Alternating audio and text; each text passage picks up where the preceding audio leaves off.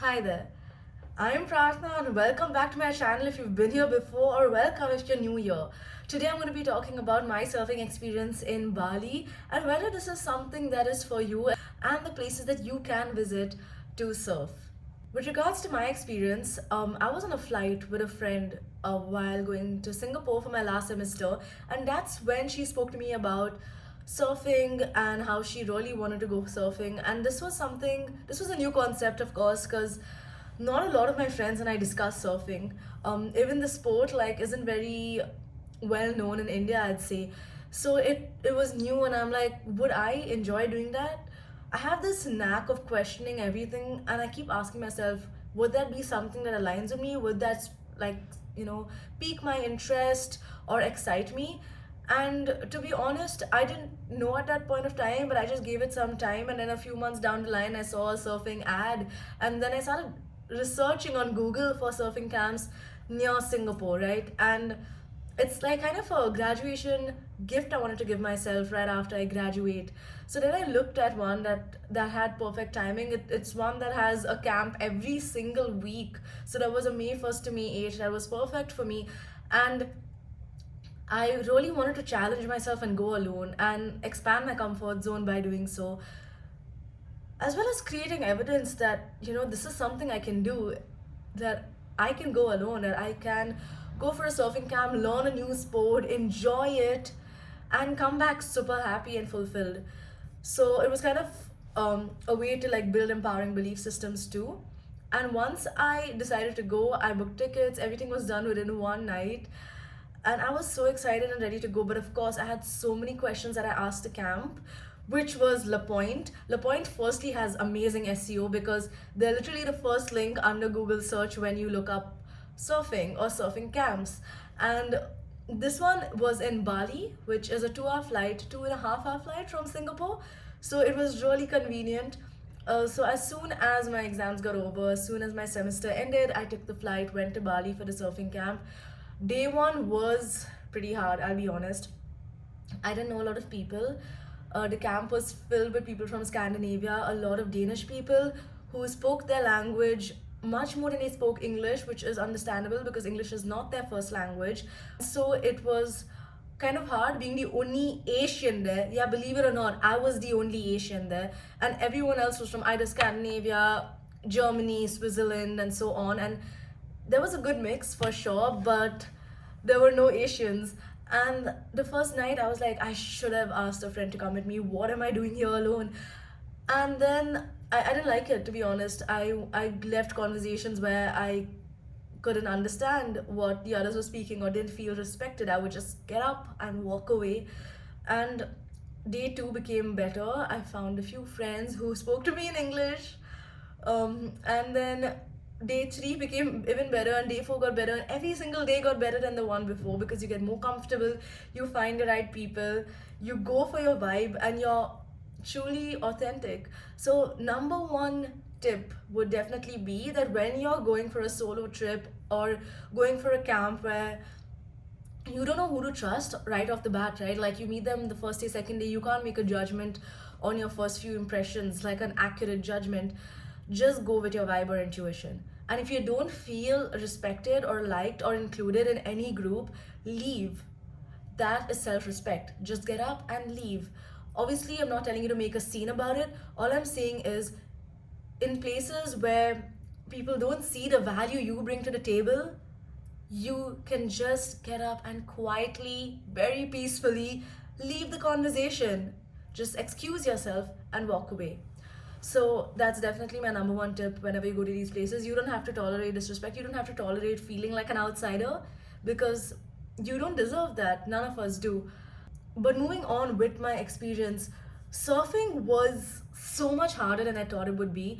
A lot of people said it's really hard, and I should have had lower expectations, but it was fun. I mean, I did feel like I was slapped 400 times every time a huge wave came and hit me on my face. But it's just that adrenaline and thrill that I really, really liked and excited me. There was this one part where we had to do an Eskimo roll every time a huge wave comes, and I went underwater. I took my surfboard, went underwater, and then my for some reason, I think it was a sunscreen or something.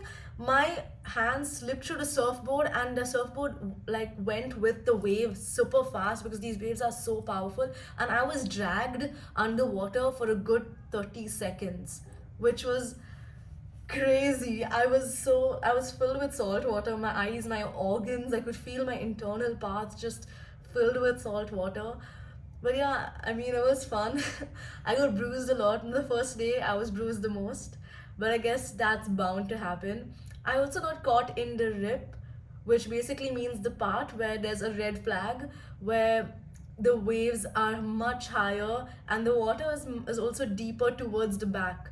So that's where I got caught, and I could not get out of there until a friend from my group saw me suffering and struggling and then came out and dragged my surfboard with me to the show. So that was day one. Imagine, pretty nightmarish. So the car rides to and fro the beach, which was Legion Beach in Canggu, Bali. I think Legion Beach was down south, so a little bit into Seminyak. But the car rides were really helpful in making and deepening bonds with the people I went there with, or the people I met over there. They were really nice, and it was nice to like kind of be proactive and make plans with them and be like, hey, would you be open to go for lunch today with me? I was thinking of this place. How does that sound? Would you be open to like going for shopping? There's this area that I want to explore. Do you want to explore that with me? So asking these questions, firstly, there's no shame in that. So tip number two is be proactive, but do not beg to be invited or to tag along with someone else. You can always read off energies. If someone doesn't want you, you will know. You will know. And when you get that energy, back off. There is no reason to beg because you know your worth, you know the value you bring to the table.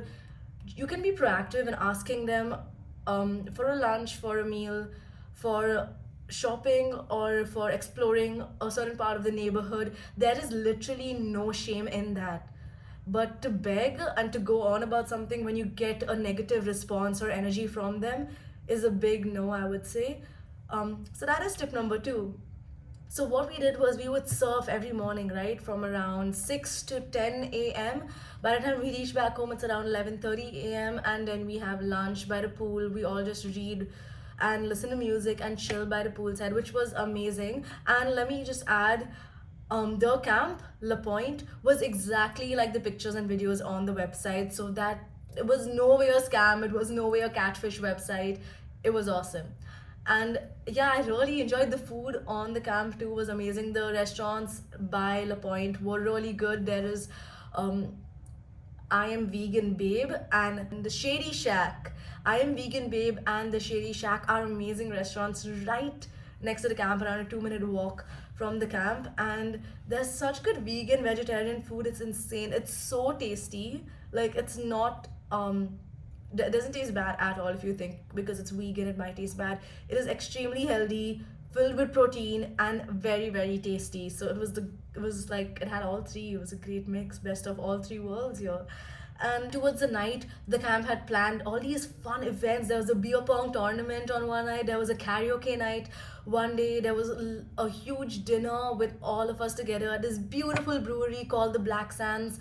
And then we would go out to the old man's for partying or clubbing. So it was all really fun. Then there were times I did feel excluded. There were times I didn't enjoy, and I felt like I would enjoy more by just laying on my bed and reading a book at night. That's when you're like not a people pleaser anymore, and you know how to say no and set boundaries, and you know how to also be happy even though it's something that doesn't seem to be an happy activity, like staying at home and reading a book when everyone else is out there having fun. We don't really know if they're out there having fun. People do that sometimes just because they want to be liked by others, or they want to kind of force themselves to have fun by going out. But sometimes we don't feel like it, and that's enough of a reason to stay at home, to read that book, to watch that show, to do any of that. Because honestly, it really gave me a lot of peace to just say no some days and stay at home. So that is tip number three. Saying no, setting boundaries, and staying at home opposed to going out could also be extremely fun and entertaining for you. These are my three main tips from the surfing camp, I'd say. Always be a little cautious. Make sure you have an instructor near you at all times, especially if you're going in for a beginner surf camp. This was a 1 week surf camp. I went for 5 surf lessons in the 1 week, and towards the end, I really learned how to stand balance on the surfboard as well as turn with the wave, which was amazing progress. But I definitely needed more surf lessons to practice my skills, and so I'm gonna be going back soon for round two. Now, moving on to the next segment of this video, the next chapter, you can go for surfing around the world. Bali, Canggu has amazing beginner surfing waves. So if you want to learn beginner surfing, Bali, Canggu is amazing. Then there is Portugal, which has huge waves. I'm not sure if you've heard of Nazare, but the Nazare is one of the it is the biggest wave in the world, the tallest in height. It's so scary and dangerous. I'm pretty sure people have probably lost their lives in there. I don't think I would ever go on that wave, but I would love to go and just sit on a show and watch surfers in Portugal. Portugal waves are huge. They're really big and tall. So it's not something that I would go as a beginner surfer, of course, not even as an intermediate. I think only when I'm really experienced, I would go to Portugal for surfing. Maybe there are some beaches that have lower waves. That's something that would require more research on. But I know in general, Portugal has higher waves than any other part of the world. So it would not be the place I would go right off the bat to learn how to surf. But Bali is definitely beginner friendly. And then there's Costa Rica, there's Morocco. So these are amazing places where you can learn how to surf. There's also Sri Lanka. La Pointe has camps in each and every single location that I just mentioned. And La Pointe has been an amazing experience for me, other than a few times where I felt like I couldn't fit in because of the language barrier. But let me also add in that the camp did make an effort to kind of keep English as the primary language. I really do hope that that this is has probably given you more information on how surf camps are, on how La Pointe is, and how much you can gain from just one surf camp, which is 1 week. I made amazing friendships. I could not let them go towards the end of it. Like, there were tears in my eyes when I was on the way back home. It's crazy how close you can become to people within a week. But it's really nice because now I feel like I have friends in different parts of Europe, and I'm so excited to go back and visit them. So I would definitely say going alone is very empowering. It's a great journey. I would completely recommend it. Even if you're not extroverted, it does help you overcome your low self-esteem or low confidence levels. It does help you really understand people better and understand yourself in uncomfortable situations. I think that's one of the really important points of going outside your comfort zone, is to really understand how you will behave in those uncomfortable, unknown, uncertain situations. So yeah, it was a great experience. I would definitely recommend La Pointe firstly. And if you want to know anything else about surf camps, about something that you are looking at and that I haven't covered in this video, I really hope I've covered most of it.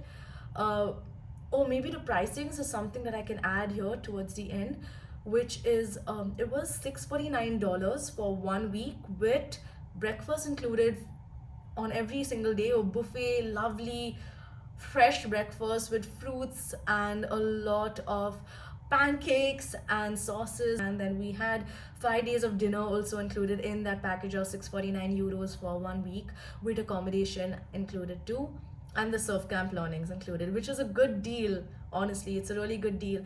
And we had lunches out. Lunch in Bali isn't that expensive. It comes up to around 8 Singapore dollars, I would say, which is around 500 rupees. So yeah, lunches are fine in Bali. It's just the tours which are very expensive, and I feel like it's a little marked up by the camp also, because it's more for tourists. So I would say do the tours on your own if you can.